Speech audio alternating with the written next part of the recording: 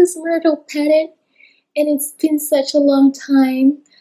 So I'm so happy to be back, and I hope life is treating you well.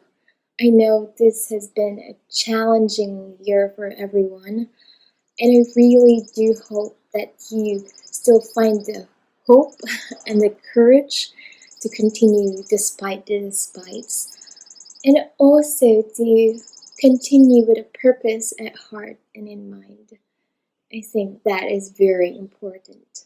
So I'd like to know what you did during the lockdown. Did you learn a new hobby or, pursued a different kind of pursuit? Maybe a new hobby? Well, what I did was actually focus besides grad school. During my downtime, what I did was focus on mastering the art of artisanal bread making.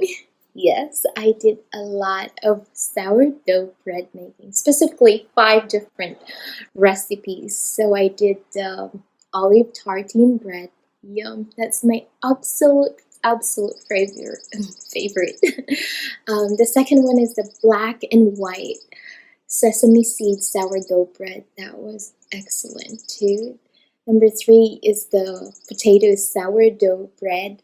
There's also the rye bread, which is my husband's favorite. And lastly, the regular sourdough bread, which I sprinkled with flax seeds and chia seeds on top.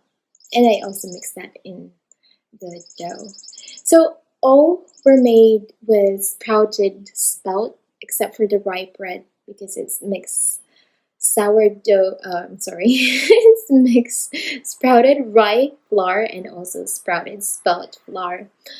We used to do gluten-free for a long time and we felt much better, but it was kind of hard to do sourdough bread as gluten-free, but I'm looking forward to experimenting with that.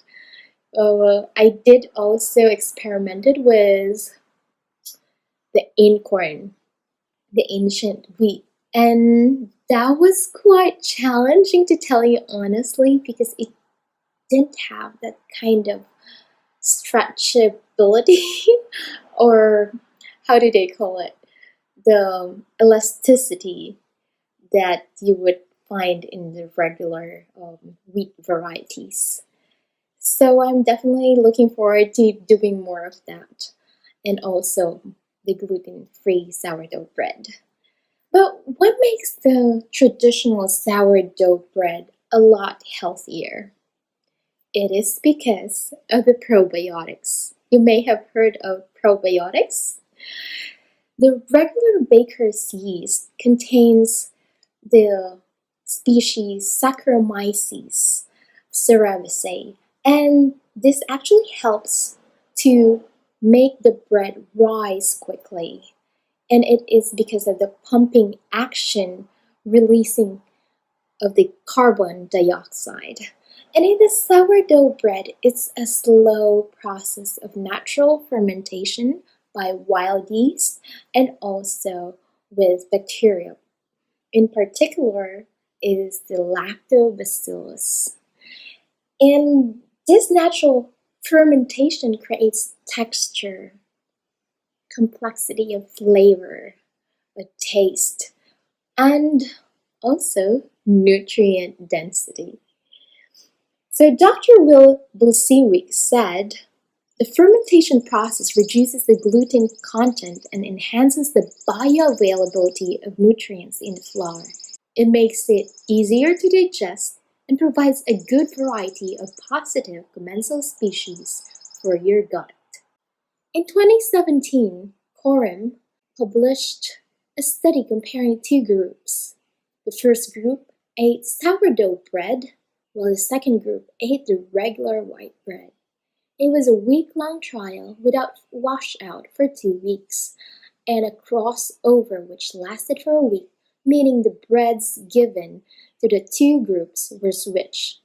Although there were only 10 participants in each group, the researchers found that there is more diversity in the gut microbiome when they eat sourdough bread. Sprouting the grain and fermenting the dough naturally breaks down the complexity of the protein, specifically the gluten, making it less complex, which is fine for those who have no celiac disease, and it depends on the type of gluten sensitivity, but it is advised for those two conditions, the celiac disease and gluten sensitivity, to stay away from gluten products. Good food is what my husband always quote. Good food takes time. And yes, it takes a lot of time to make sourdough bread. And there's a lot of planning ahead. So it may take you 8 hours, 16 hours, and even 24 hours for that matter. It depends on what kind of sourdough bread you are making, but you're not there the whole time. You just have to do it every other hour, or just wait for, 6 hours and then 8 hours, something like that.